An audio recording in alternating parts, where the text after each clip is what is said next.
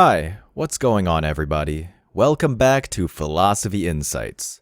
Trump has thrown down the gauntlet by challenging Kamala Harris to 3 debates. This is actually a very important strategic decision. Here's why. We're witnessing a truly unprecedented political turmoil, with the Democratic ticket featuring a self-proclaimed socialist. Equality suggests often everybody should get the same thing. Well, that often assumes everybody started out in the same place, as opposed to equity, which is everyone should end up in the same place.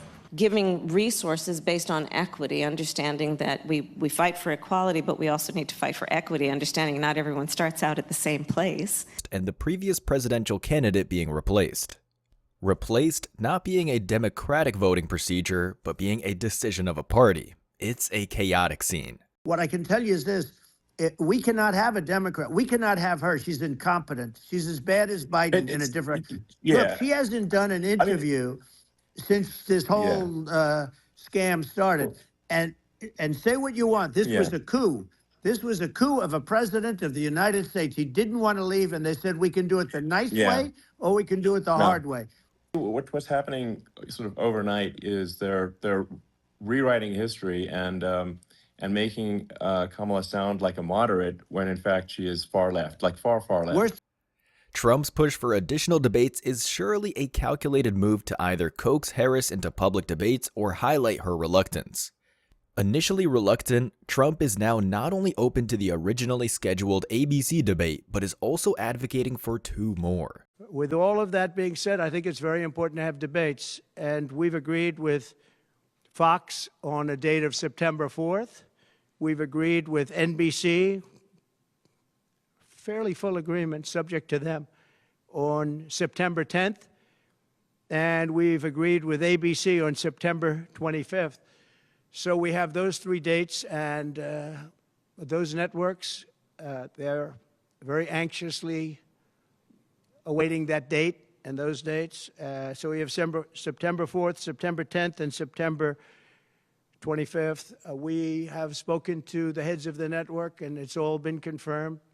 This development is critical as it puts Harris way into the spotlight, a place where the Democrat Party is probably still not very comfortable with. The current political climate is extraordinarily volatile, marked by a candidate swap and unprecedented moves on the Democratic ticket. The risk to agree to the debates is substantial. Exposure could either undermine her through poor performance or policy gaps. Kamala was basically kept hidden from the public eye. This was definitely strategic by the Democrats since exposure would show her hand, and this is the hand of a socialist, which many on the political center of the Democrat Party do not like.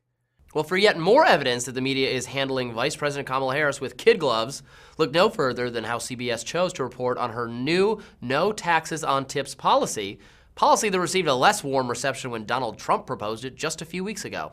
That's just how it goes, however. Check out Time Magazine's latest cover story, a glowing profile of Harris that hails her moment. Her moment is here, Amber. Beautiful, stunning, and brave.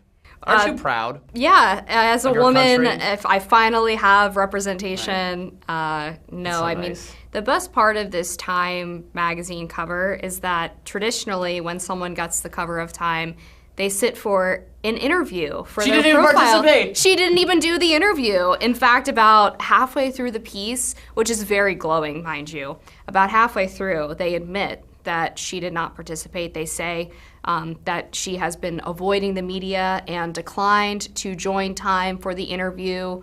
It's sort of buried in a little paragraph with parentheses around it. She didn't make time for Time. She didn't make time for Time.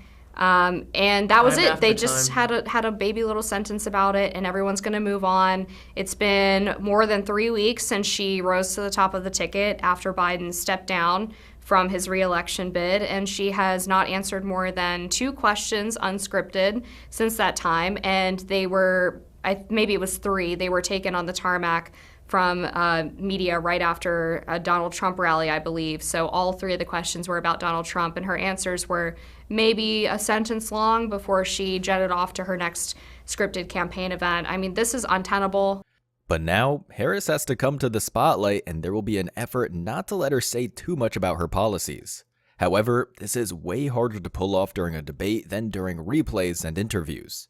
There's ample time for Kamala Harris to commit missteps. In the depths of internal polls, the outlook might appear even grimmer, suggesting that Kamala Harris's performance in debates and as a candidate might be underwhelming. Sure, the polls show a slight edge for Harris, but that is expected.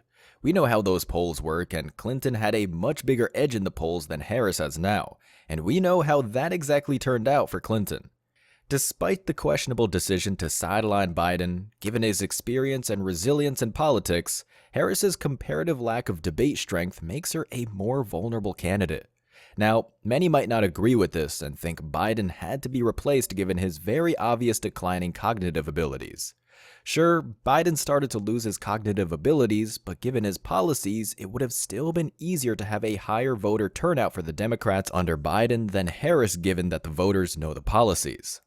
With Biden, at the very least, it would have been easier to craft excuses to shield him from excessive media exposure, citing health issues as a plausible reason to avoid debates. With Harris, this will be way more difficult to pull off. In fact, by Trump first being reluctant to debate and giving Harris a chance to be more proactive in forcing a debate, and will be now seriously difficult to pull out of the debate again for Harris. Furthermore, Harris, significantly younger and presumably healthier than Biden, wouldn't have such conveniences at her disposal as an excuse, necessitating her presence and active participation in debates and public events. Aren't they going to run out of, clickbaity, fluffy headlines they can write about her without her giving them anything? I mean, from her perspective, why should she bother engaging them at all if the coverage is going to be this positive without her doing anything? And the coverage is crazy. It has been so favorable to her. I don't know if that's because it's been a while, because the coverage of Biden had gotten somewhat moderated from the mainstream media for a while and then became just outright hostile for a period of time. This is like Obama era and then some in terms of how historic and transformative the candidacy is, the way they're describing it, that kind of thing. Unlike the controlled environment of her rallies, which often act as echo chambers affirming her support, she must eventually engage with a broader audience. Especially, Harris will face the challenge of not only energizing her base, but also appealing to undecided voters in more unscripted public settings. For Biden, at a rally, a few might attend out of curiosity to hear what he has to say, but they're the minority. With Kamala Harris, the scenario is similar. The majority have already decided their stance. Her rallies merely serve as echo chambers. The real challenge lies in reaching the independent voters, a task Harris seems reluctant to tackle. For that, she just seems to be too far on the left. As Trump pushes for these debates, he aims to spotlight her inadequacies and connect her to unpopular policies and unpopular moments from the Biden administration. This is a deciding moment. Harris's campaign must now decide whether engaging in more debates is a gamble worth taking. This decision could fundamentally shape the public's perception and potentially the outcome of the election. If you want to hear more about discussing the news about the election, subscribe and hit the bell. We decided to do a more current news politics video this time, so tell us in the comments whether you want to hear more like this or if we should stay with the traditional bigger ideas content.